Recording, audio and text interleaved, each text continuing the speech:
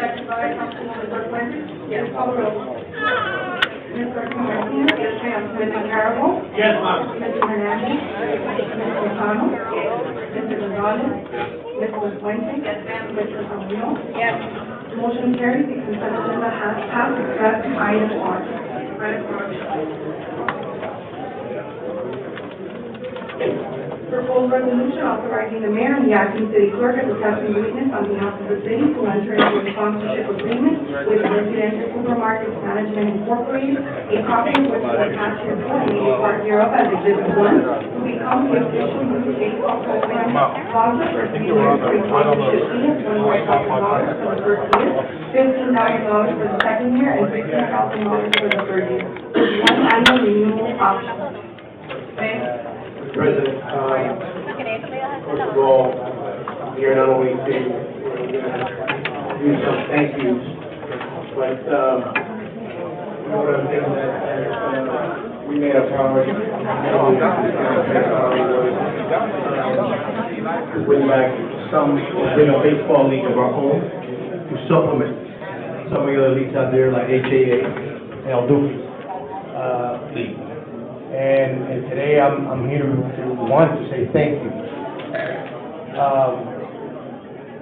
to Presidente Supermarket, because they called and said we want to get involved.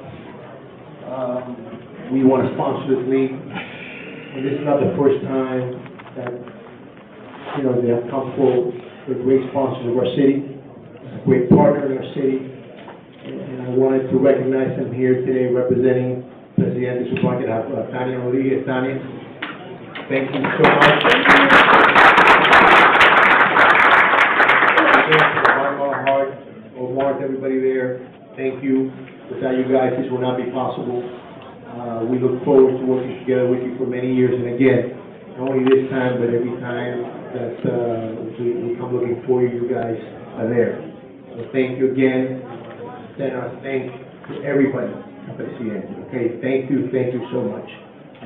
Really, it's going to make a lot of kids very, very happy. And I know that again, that's something that is very important to you guys as the leaders of our community. You have businesses here, but you do care about community. So thank you from the bottom of my heart. Thank you. Thank you very much. Through the chair. I was going to pull this item until I read the fact that it was also going to be at Walker Park, Slade Park, Bucky Dent, and Goodlet.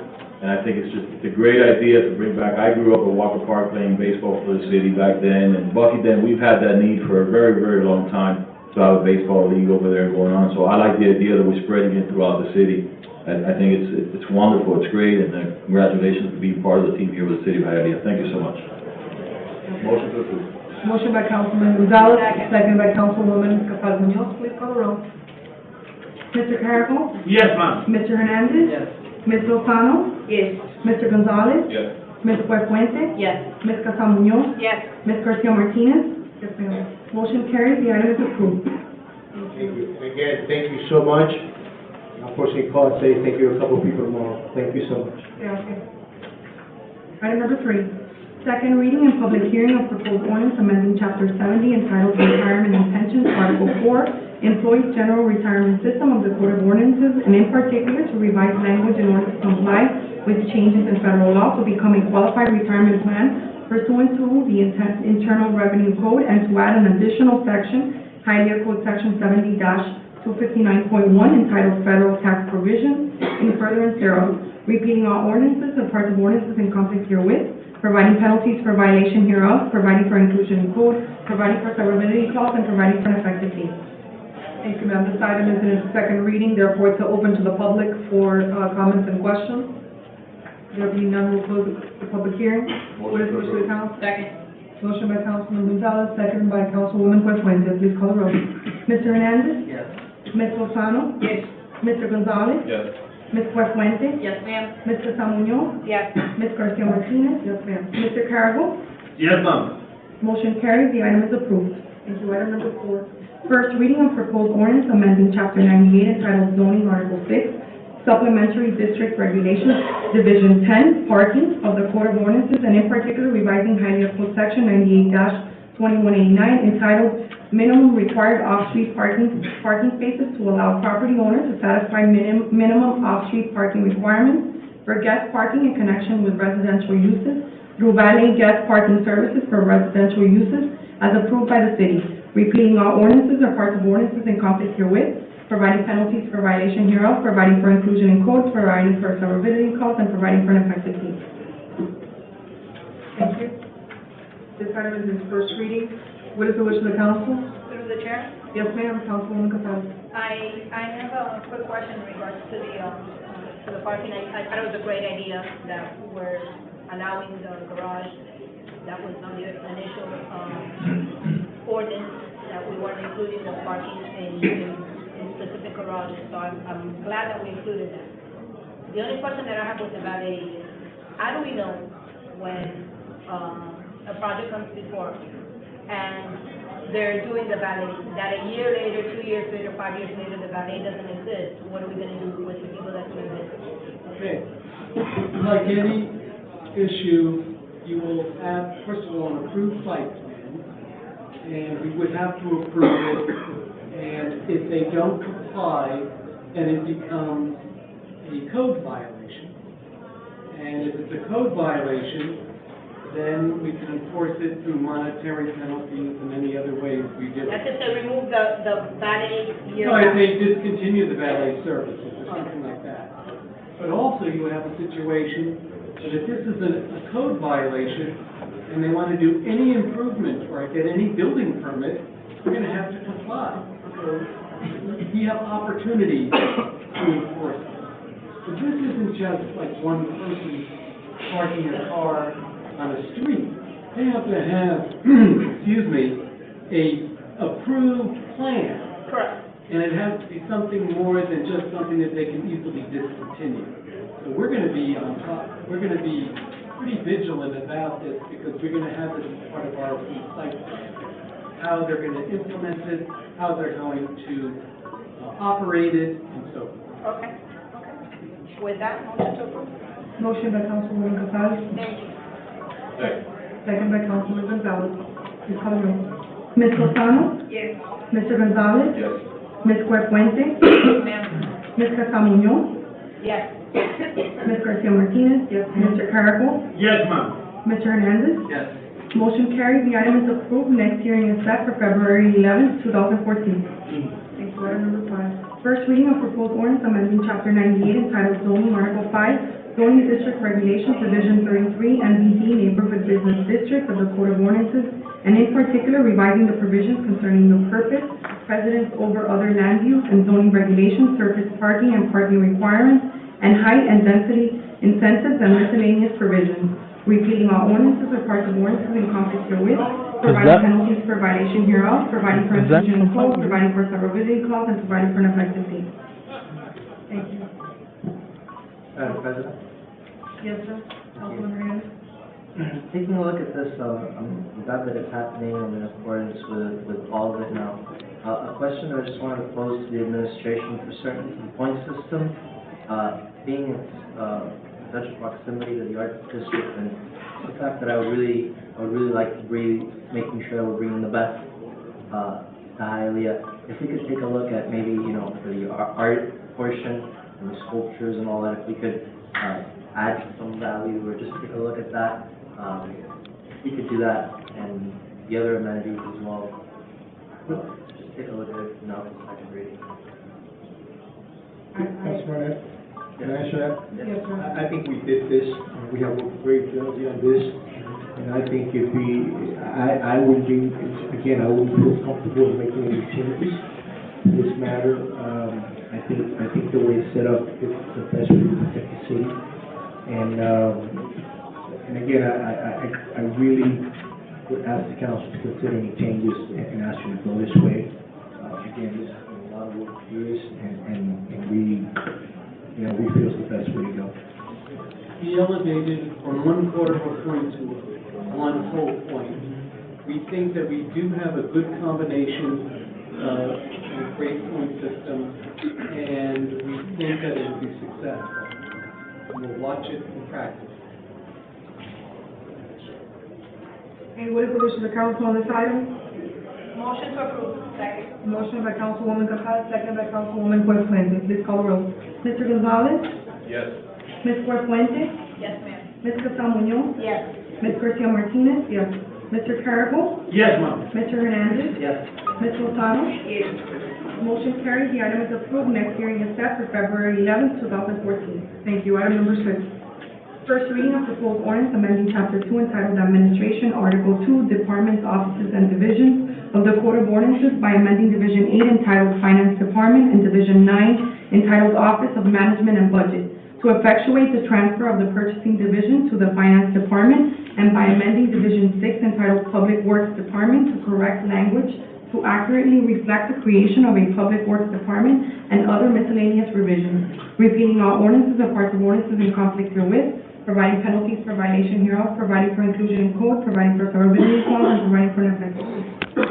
Thank you, ma'am. Any questions on this item? No? This item is in first reading. What is the wish of the council? Second. Motion by Councilman Hernandez, second by Councilwoman Fuentes. Please call the roll. Ms. Fuentes? Yes, ma'am. Ms. Casal Munoz? Yes. Ms. Garcia Martinez? Yes, ma'am. Mr. Carrabble? Yes, ma'am. Ms. Lozano? Yes. Mr. Gonzalez? Yes. Mr. Hernandez? Yes. Motion carries. The item is approved. Next hearing is set for February 11th, 2014. Thank you. 7A, Board Appointments. Proposed resolution appointing Katrina M. Ray to the Historic Preservation Board of the City of Hialeah for a 3-year term ending on January 28th, 2017. Katrina? She had school till 8, so she said she was try to make it. Okay. All right. Mayor? I think Katrina, again, as a person, I think she's going to do a great job. She's, again, I think some of the people you know, and I think she's going to be a great addition, a young addition to the historical board. I think we have to vote on this, right? Yes, you did. Motion to approve. Second. Motion by Councilman Gonzalez, second by Councilwoman Fuentes. Please call the roll. Ms. Casal Munoz? Yes. Ms. Fuentes? Yes, ma'am. Mr. Gonzalez? Yes. Ms. Lozano? Yes. Mr. Hernandez? Yes. Mr. Carrabble? Yes, ma'am. Ms. Garcia Martinez? Absolutely. Motion carries. The item is approved. Thank you. Unfinished business? New business? Mayor? President, Yes, sir. we have legislation, state legislation coming up. And, again, as always, and I've already met with our state legislators, our state senator, on some of the agendas. I think it's important, and especially, and this would be worth very closely following, looking at some of the bills that are going up there. As always, there's some real brains up there, especially from up north, that they live in another planet. And again, we find ourselves now, and I'm going to say it because I think it's important for those of you that are going to go up, and for all of you that are not, please make some calls. Even though our guys on board, but that, again, we're trying to pass legislation. One of them is to drop part of the telecommunication tax. And it comes, right now it's like 6.5%. They want to drop it to 4.5%. That means we'll be getting less revenue. So like last year, well, sales tax is going up, but if you keep cutting from other places, then it's a wash. And again, if you need any more information, contact me or contact Inez. We can give you the bill number, who the people involved, because again, they're already starting. There's one that affects that. There's another one. We just saw it. I got some information reference the what else? Inez, sorry, who's here? The telecommunication. What that was an E, and I want to just make sure.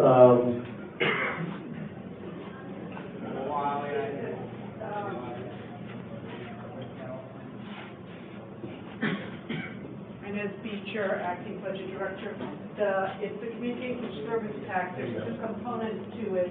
There's a state revenue source and a local communication tax. The local communication tax, which is for local governments, is not being touched. It's the state side that is being touched. Going from 6.65 to 4.65, we will lose $111,000 if it goes through.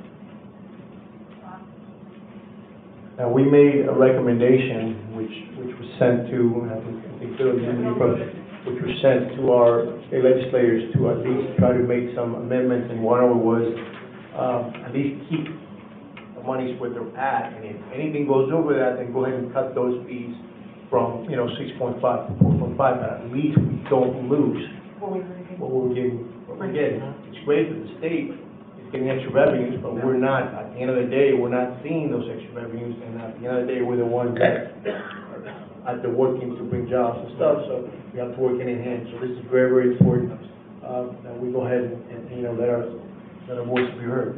So I know I'm talking to some of the guys, like I know that the fire union chief, Willie's there. I mentioned to him because, again, any revenues that we lose or we don't get, they were the ones to pay for that. And there's some other ones, so if you want, call me, and I'll give you what they are, but I mean, it's again, 80% of the time we're protecting what we have right now. The state communication tax for local governments throughout the state will lose $33 million. And Inez's estimate is her best guess. It could be $200,000 at the end of the day. We really, it's a very complicated tax with a lot of moving parts, so we don't know exactly how it will fall out. But this is just one little nugget. They keep throwing all these things, and sometimes these bills come in the last week, and it's hard to even comprehend the impact. But anytime you're giving these tax holidays, and anytime you're dealing with the local governments are the ones that bear a disproportionate part of the burden, the tax relief. Tax relief is coming off our backs, but we are the local governments are the government that does the primary service that affects the residents on a daily basis.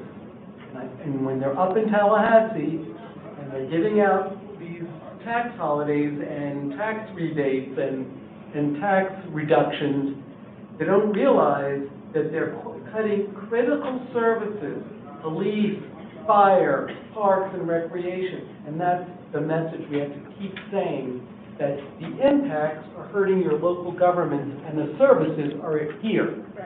Services are here. The work of government is at the local level, more than, not the federal as much as the state, the local level that your citizens feel directly every day.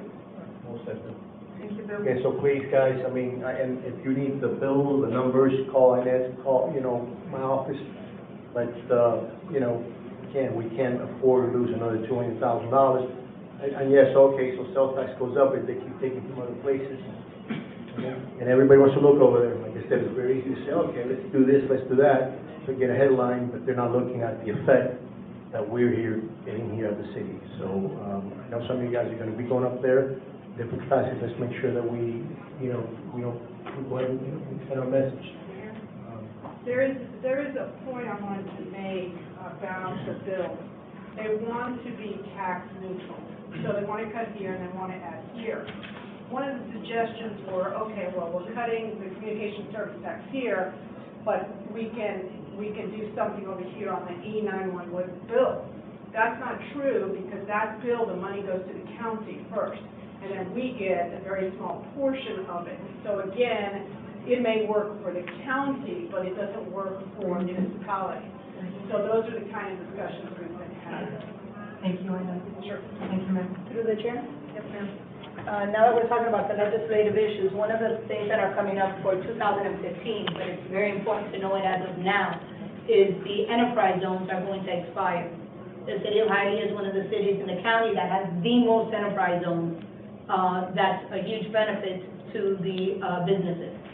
What's important is that those benefits have been there for so long, we don't realize how much they're going to affect until they go away.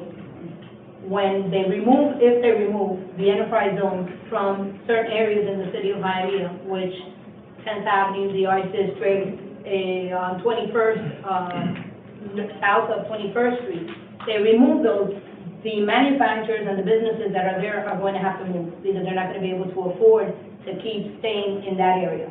So that's very important to let your legislators know and your commissioners know that we are aware that the enterprise zone is going to expire in 2015. We know about it since now, and we need to make sure that they understand they can't remove that from our city. So that's one of the things that are extremely important coming up, and it was spoken about this morning. A lot of people didn't realize that the enterprise zone had an expiration. So, How is it do they renew them for a certain period of time? if I'm not mistaken, the enterprise zone has been there, or it was allocated, I think, for like 30 years. It's either 25 or 30 years that it's been there. And you don't realize it. You don't realize it, that it's there. And a lot of the businesses that come from out of the country ask, are you in an enterprise zone, because of all the benefits that they receive from the state, the county, and the city. So that's very important to realize, and we won't know the difference until it's not there. So, and the businesses aren't aware that there's an expiration date on them as well. Yes, sir. Thank you. Just wanted to remind everyone as well, to let everyone know, two of our county commissioners, Commissioner Jose Diaz, Pepe Diaz, and also Commissioner Modestine, for that small section that he has of Hialeah. Those districts are currently eligible now to take applications for the mom and pop grant. It's a great small business grant that the county has. So if you have a small business that meets the requirements, or if you have a small business and you don't know what the requirements are, please contact those two offices and they can help you through it. I don't think that Commissioner Bobo's up yet, right? Is that March top? March. In March. Yes, So- in March. So, yeah, that's all, Mhm. Leroy Jones and Neighbors and Neighbors, Right. great organizations. Thank you. Sir? Comments How or you doing? questions? Name and address for the record. We're gonna come with some questions, I can come with some questions first, and then we can have one. Yes, sir. I want to go ahead and, I know she's gone already, but I wanted to, thank and congratulate the, Special Events Department. Did a great job, for the, Jose Marti Parade, nice and tight, she left with the, Presidente, representative. But I wanted to officially recognize him, did a great job. Now we're getting ready for the big one, Art of Palm, in February. So please, last year was fantastic. And, we're gonna ask you all to do everything so we can promote this. We're gonna, again, get more people, more sponsors. It should be bigger and better than last year. And, again, they're doing a great job. I just wanted to say that, but I guess I'll hear the recording will go. Thank you. Thank you, sir. Name and address for the record. Juan Santana, 1190 West 56th Street. Okay, sir. I wanted to find out, maybe the chief can answer this. I don't know if he could or not. How many media relations personnel do you have in the city of Hialeah that handle media relations? So did you want to? I'll answer that, what's that? I asked the chief, but whatever you want to Chair.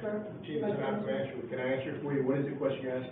How many media relation police officers do you have? A PIO. How many officers handle the media relations? Two officers that are professional PIO officers that want to respond. Okay. My second question is, congratulations on the interview you had. You did very well. Too bad we couldn't hear the audio, but I heard it. You did very well. One of the residents asked a good question about why is it that the Hialeah Police Department doesn't have a Twitter account or a Facebook account?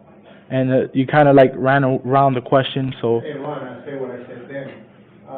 Again, eventually we'll get one or whatever. Mm-hmm. I said the police's primary goal Yeah. to do what we do. Okay. That's criminals. People that stole the farm store and all that, Mm-hmm. that's what they do. So I know that we're moving into that kind of thing, but to me, and I said it, I'll say it now. Mm-hmm.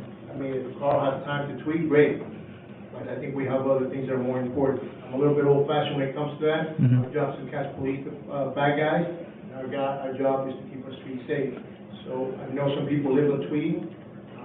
That's why we have a PIO, so when something happens, they put it out to the press.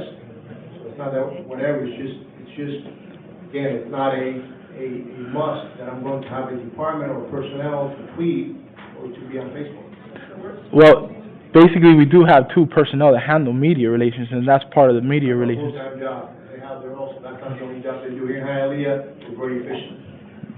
Carl Zogby is also assistant to the chief. No, I know. He's also sergeant on the road, so, again, I'm not saying it's something bad, but I will, and I said on the show very clearly, you know, it's not a top priority for me to have an off tweet or to be on Facebook. We have a Facebook page for the city of Hialeah, and again, we put the press releases and we do what we're supposed to do, but it's not something that, again, I'm gonna sit here and go, you know what, that's the top priority, I need to remove Carl from doing stuff, or Eddie from doing stuff, so they can go and tweet. You know, that's just the way I see it. I just want to say that at the end of the day, we need to bring more transparency, and that's one of the ways that we could bring more transparency to Hialeah. With all due respect, if you think tweeting and Facebook is transparency, I got a problem with that. Transparency is you have like press conferences, the media comes, which you have, but I mean, tweet, or next thing is gonna be Instagram, what are we gonna do, take pictures of cops arresting people, whatever it is. So, I mean, you know, it's something that in the future, whatever, but again, it's not nothing that at this moment, and then again, for the record, it's not a top priority in my list. I'm sure it's not on the chief's list. Our top priority is to the city safety. Thank you. Thank you, well. Thank you, Mark. Thank you, Mayor. Okay, let's move on to administer the oath for our voting part of the section. Will all those persons who will be testifying on an item, please stand and raise your right hand. Las personas que quieren escuchar sus opiniones durante el asunto, por favor, pónganse de pie y alcen la mano derecha.